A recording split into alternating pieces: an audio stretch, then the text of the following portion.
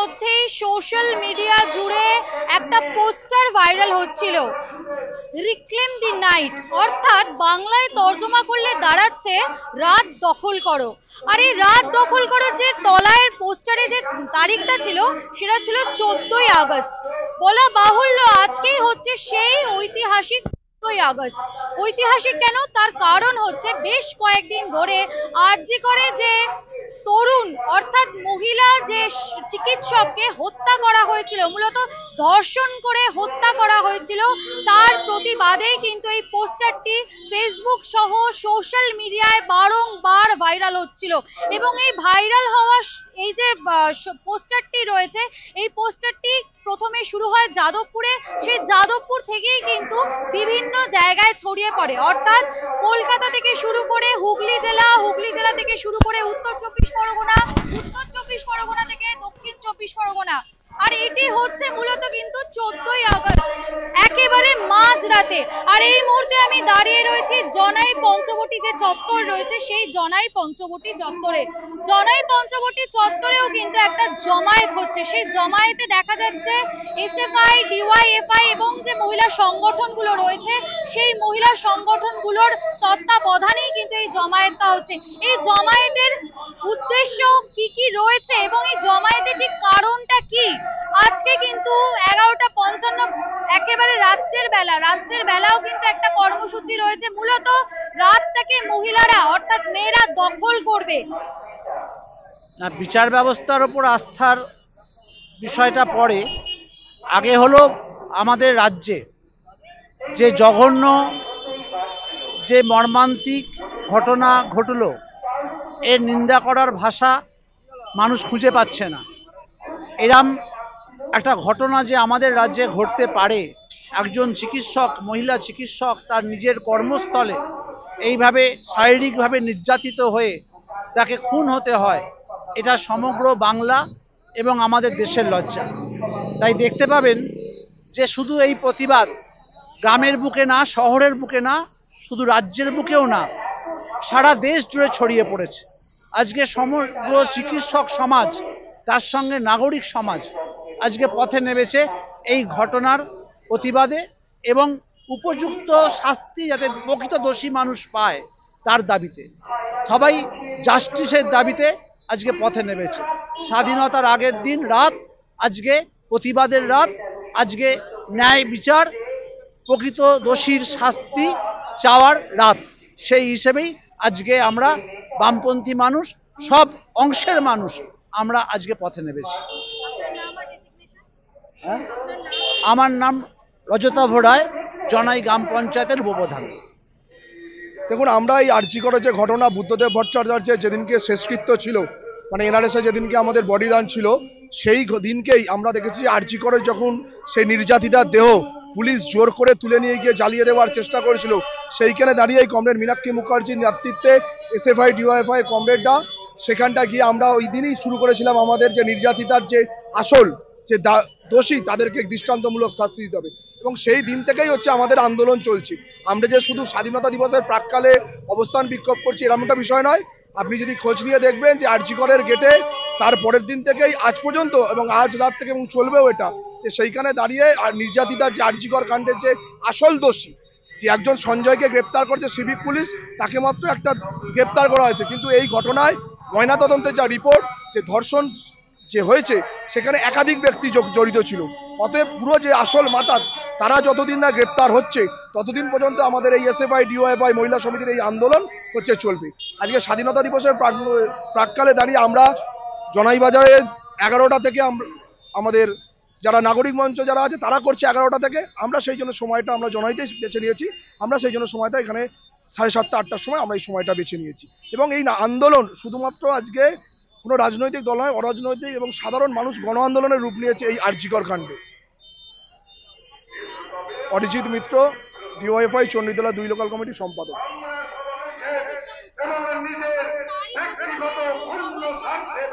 শুধু বিচার ব্যবস্থা বা তদন্ত ঠিকঠাক হওয়ার জন্য সমাজের যে মেরুদণ্ডটা দরকার সেই মেরুদণ্ডটাই আজকে ভেঙে পড়েছে। মানুষ স্থাবকতা করতে করতে করতে করতে একটা এমন জায়গায় পৌঁছে গেছে আজকে মানুষ ন্যূনতম প্রতিবাদ করতে ভুলে যাচ্ছে। প্রতিবাদ যদি মানুষ করতে ভুলে যায়, আজকে আরজি করে যে ঘটনা ঘটেছে কাল পাড়ার মোড়ে মোড়ে সেই ঘটনা ঘটবে। সুতরাং এমন করে বিচার করতে হবে, অপরাধীদের এমন শাস্তি দিতে হবে যাতে পরের দিন কেউ এই অপরাধটা করার আগে দুবার ভাবে যে এই অপরাধটা যে আমি করছি এর জন্য আমার কি শাস্তি প্রাপ্য। আর একটাই দাবি, যে অপরাধ করেছে, এই ধরনের নক্কারজনক ঘটনা যে ঘটিয়েছে, এই ধরনের পৈশাচিক ঘটনা যে ঘটিয়েছে, তাদেরকে ধরে ফাঁসি দিয়ে দেওয়া হোক। এর আর কোনো দ্বিমত হতে পারে না।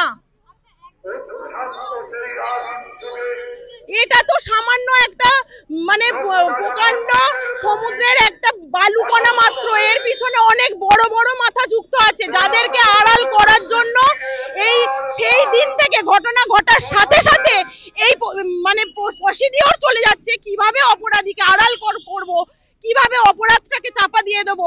যখন প্রথম মেয়েটির বাড়িতে ফোন করা হয়েছিল তখন মেয়েটির গার্জিয়ানকে জানানো হয়েছিল যে আপনার মেয়ে আত্মহত্যা করেছে। প্রথম থেকেই খুনের ঘটনাকে আত্মহত্যা বলে চাপিয়ে দেওয়ার চেষ্টা করা হয়েছে। একটা মেয়ে যে অতক্ষণ ডিউটি করে খাবার খেয়ে বিশ্রাম নিতে ছিল তার উপর এমন নারকীয়, এমন পৈশাচিক ঘটনা। আজ কলকাতার বুকে এত বড় হসপিটালে যদি একটা এরকম ঘটনা ঘটে থাকে তাহলে আজকে গ্রাম বাংলার প্রতিটি মোড়ে মোড়ে তো এই ঘটনা ঘটবে। এই ঘটনার প্রতিবাদ কে করবে? এই ঘটনার প্রতিবাদ করতে হবে সাধারণ মানুষকে। আজকে সাধারণ মানুষ যদি একত্রিত হয়ে রাস্তায় নামে অপরাধীরা পালাতে পথ পাবে না। আমার নাম শ্রাবণী পাল। এটা তো প্রথম নয়, একের পর এক যে ঘটনা ঘটে চলেছে সেখান থেকে আমরা স্পষ্টভাবে বুঝতে পারছি আমরা এই রাজ্যে মোটেই সুরক্ষিত নেই। যে রাজ্যের মুখ্যমন্ত্রী একজন মহিলা, সেই দেশে এই রকম নোংরামো হতে পারে সেটা আমাদের ধারণার বাইরে।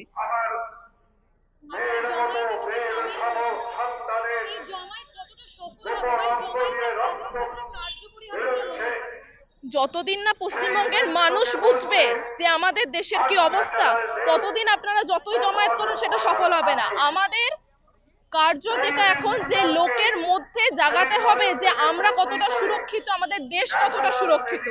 সেজন্য আপনি 10 জন নিয়ে জমায়েত করলেও যে মনোভাবটা লোকের মধ্যে প্রচার হবে, আপনি 1000 জন নিয়ে জমায়েত করলেও সেই ব্যাপারটাই লোকের মধ্যে প্রচার হবে।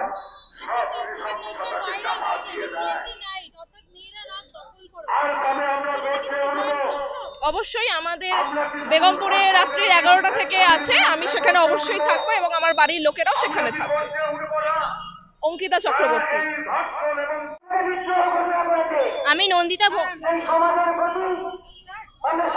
আচ্ছা, আজকে এই ঘটনাটা হচ্ছে, তোমরা একেবারে এই লেখা হাতে নিয়ে যে জারি হয়েছে সে বিক্ষোভের মধ্যে তোমরা অংশগ্রহণ করেছো, কি বলতে চাইছো আগামী দিনের ভবিষ্যতে তোমরা কতটা নিরাপত্তা পাচ্ছ? আমি নিজেও একটা মেয়ের সাথে ঘটনাটা ঘটেছে, খুবই বাজে জিনিস হয়েছে। আমার শুধু এইটুকুই বলার, সে যত বড় মাপেই হোক, যেই যত দোষী করুক, তার যেন একটা বিচার হোক, সে যেন শাস্তি পাক। ধন্যবাদ। নন্দিতা ভৌমিক। এর কারণটা নতুন করে বলার কিছু নেই। গোটা রাজ্যের যা ঘটনা, এই ঘটনা রাজ্যের মধ্যে সীমাবদ্ধ নেই, গোটা দেশ জুড়ে ছড়িয়ে দেশের বাইরে চলে গেছে। ফলে স্বাভাবিক কারণে নিজেদের বিবেককে দংশন করেছে যে পরিবেশ, সেই পরিবেশের মধ্যে থেকেই আজকে গোটা রাজ্য জুড়ে মহিলারা আজকে রাত জাগার অভিযান নিয়েছে এবং এখানে দলমত নির্বিশেষে সবাই অংশগ্রহণ করেছে। কলটা হয়তো কোনো একটা রাজনৈতিক বামপন্থী দল বা কোনো সংগঠন দিয়েছে এবং কোনো জায়গায় স্বতঃস্ফূর্তভাবে বিভিন্ন সংগঠন নিজস্ব উদ্যোগেই মহিলারা এই কর্মসূচি গ্রহণ করেছে। আমাদের ইতিহাসের শিক্ষা, আমাদের অতীতের শিক্ষা যে গোটা দেশে যখন অন্ধকার নেমে আসে, গোটা কোনো ঘটনায় যখন অন্ধকার নেমে আসে, বিশেষ করে মহিলাদের ওপর যখন আক্রমণ হয়, তখন মহিলারাই এগিয়ে আসে এবং তাকে রুখে দেবার জন্য, বুঝিয়ে দেবার জন্য যে মহিলাদের যেরকম দুর্গা মূর্তি আছে, তারা সুযোগ পেলেই সেই মূর্তি তারা ধারণ করতে পারে, অর্থাৎ তাদের মধ্যে যে অন্তর্নিহিত শক্তি আছে, যেটাকে আমরা বুঝতে পারি যে তার যে আত্মরক্ষা শক্তি, তাকে বোঝাচ্ছে যে মৌমিতা দেবনাথ একা নয়, আজকে হাজার হাজার মৌমিতা দেবনাথ গোটা রাজ্য জুড়ে ছড়িয়ে তারা তাদের কথা তুলে ধরছে। আগামী দিনে যাতে যে স্বৈরাচারী শক্তি, যার নেতৃত্বে দাঁড়িয়ে যে মহিলা মুখ্যমন্ত্রীর নেতৃত্বে যে ঘটনা ঘটেছে, আগামী দিনে 1 ইঞ্চি যেন এরা সাহস পায় এবং যাতে দৃষ্টান্তমূলক শাস্তি হয়, তার জন্যই এই প্রতিবাদ গোটা রাজ্য জুড়ে চলছে। আমরা এই প্রতিবাদকে সর্বাগ্রে গ্রহণ করছি। আমরা চাই যে গণজাগরণ হয়েছে, এই গণজাগরণের মাধ্যমে উচিত শিক্ষা পাক এবং দৃষ্টান্ত শিক্ষা দিতে শাস্তি দিতে বাধ্য হবে রাজ্য সরকার। এটা আমরা বিশ্বাস করি। বিচার বিভাগীয় তদন্তের মাধ্যমে দৃষ্টান্তমূলক শাস্তি হবে, এই আস্থা আমরা রাখছি। হ্যাঁ, অপূর্ব কুমার পাল, আমি জনাই পঞ্চায়েতের সঞ্চালক, মেম্বার এবং ভারতের কমিউনিস্ট পার্টি মার্ক্সবাদী চণ্ডীতলা 2 এরিয়া কমিটির সম্পাদক।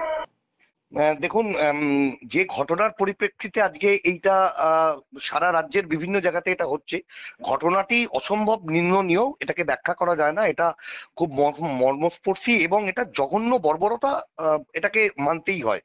আমরা যারা সুস্থ মস্তিষ্কের লোক আমরা সেটা মানি, কিন্তু এটাকে নিয়ে যে রাজনীতি আজকে দেখছি সারাদিন ধরে, বা ফেসবুকে যে রাজনীতি দেখছি, ইভেন জনায়ে যে রাজনীতি দেখলাম, সেখানে একটা অরাজনৈতিক মঞ্চ হবার কথা ছিল, যে সেখানে মহিলারা থাকবেন, মহিলারা তাদের প্রোটেকশন আরো কিভাবে ভালো দেওয়া যায় সেই ব্যাপারে মত প্রকাশ করবেন। সেই জায়গাটা না হয়ে আজকে দেখলাম যে ডিওয়াইএফআই, এসএফআই, সিপিএম তাদের যৌথ উদ্যোগে একটা মঞ্চ তৈরি হয়েছে। সেখানে অরাজনৈতিক মঞ্চ বললেও সেখানে কিন্তু তাদের পতাকা উঠছে এবং তাদের নেতৃত্ব মঞ্চটাকে দখল করেছেন। কিন্তু যেহেতু অরাজনৈতিক জায়গা এটা ছিল, বিভিন্ন মানুষ ভিড় করেছেন। এখন ব্যাপার হচ্ছে সিপিএম তো বললে এমনি তো লোক আসবে না, সব জায়গাতেই শূন্য হয়ে গেছে, আপনারা দেখেছেন। আর অন্তত ধর্ষণের রাজনীতি, ধর্ষণের প্রেক্ষাপট আর ধর্ষণ নিয়ে প্রতিবাদ সিপিএম এর মুখে মানায় না। আমরা বানতলা, ধানতলা অনেক গল্প জানি এবং সিপিএম নেতৃত্ব তখন কি বলেছিল সেটাও জানি।